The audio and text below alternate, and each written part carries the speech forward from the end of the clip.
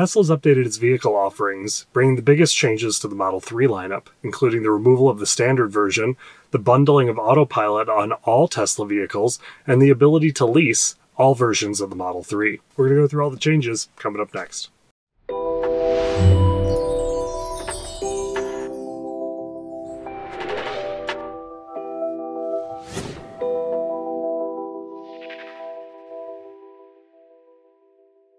So after reviewing orders, Tesla saw a demand 6 times greater for the Standard Plus over the standard version, which has led them to remove the standard option from the design studio, which is where you can configure and order your car. This is effective April 11th, which for those of you watching the video on release day, was last night. It is reflected in the design studio right now. The standard version is no longer listed on their website for configuration. While the standard version is no longer available for order on their website, it is still available to order. You simply need to call Tesla or visit a sales center to be able to place that order.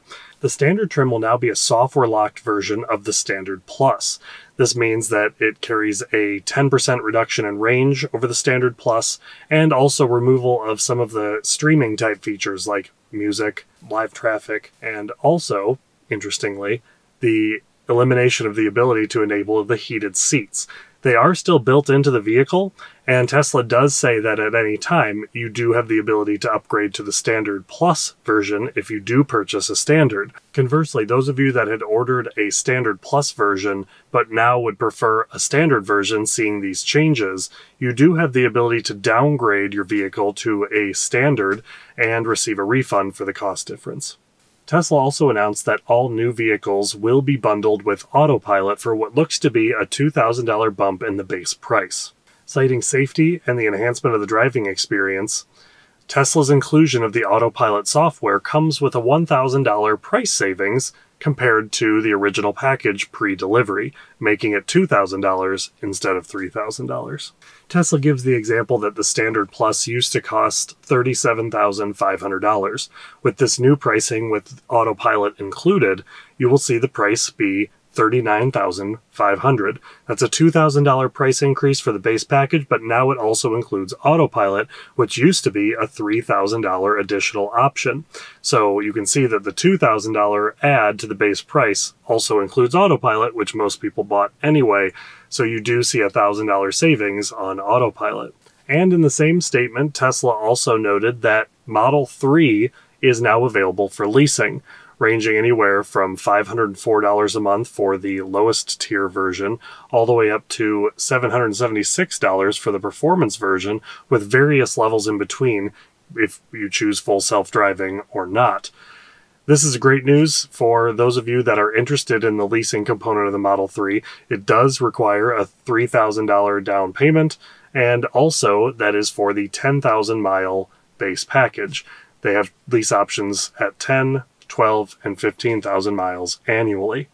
Additionally, owners will not have the ability, or leaseholders will not have the ability, to purchase their vehicle at the end of their lease, as Tesla stated that they are planning on using all returned lease vehicles for their ride-hailing network that will be released when full self-driving becomes a reality. One last thing was added to the end of the announcement, and that is that the long-range rear-wheel drive version of the Model 3 is now no longer available on the design studio. It is still available for purchase, but similar to the standard version of the Model 3, you will need to call Tesla or visit a sales center in order to be able to make that purchase. So once again, a lot of changes to the Tesla lineup as they continue to see demand, how it fluctuates, and what people are ordering the most. I do think that it is good to continue streamlining these efforts, and I think for people that have been holding out for a standard version, you will now get a more feature-rich, or at least appearance-wise, rich version of the Model 3 Standard, given that you've held out a little bit. There are a lot of interesting things that are baked into this announcement, mostly being that they are planning on using all of their lease returns for their full self-driving ride-hailing network, which could be as soon as 3 years from now. We hope that full self-driving is a reality by then, but to the level in which Tesla is expecting it to be is pretty interesting, given that the ride-hailing network is based on a driverless vehicle.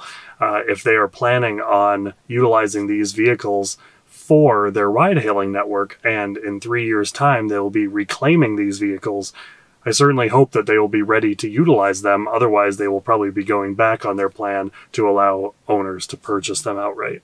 All said and done, I'm a fan of continued streamlining by Tesla. I think it shows that they are really, constantly reviewing what their demand is and what their bottom line states. While these changes may seem somewhat erratic in the short term, I think what they are doing is really putting themselves in a good place to be able to standardize their offerings, make sure that they have a solid foundation, and also be able to produce as many vehicles as possible in the most efficient way, which I believe is a very important component.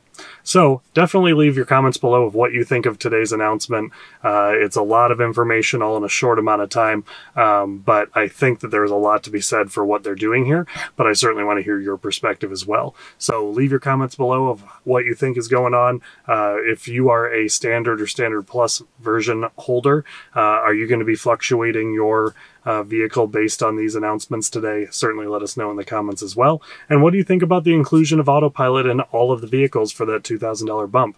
I think it's a win, but I'd love to hear from you too. So until next time, certainly check out our other videos, subscribe, share, all those wonderful things. If you are planning on purchasing a vehicle as a result of this announcement, certainly be sure to utilize someone's referral code. You can use mine, you can use someone else's. I don't really care. I just want to make sure you get that 1,000 miles of free supercharging credit. If you do not have someone that you are going to be utilizing their referral code, certainly check mine out. It's linked in the comments below. But certainly just use one. That's all I care about. So until next time, hope you have a great week, and we will have a Tesla Tweets coming up real soon and a couple of other videos that are in the hopper. Until next time, take care.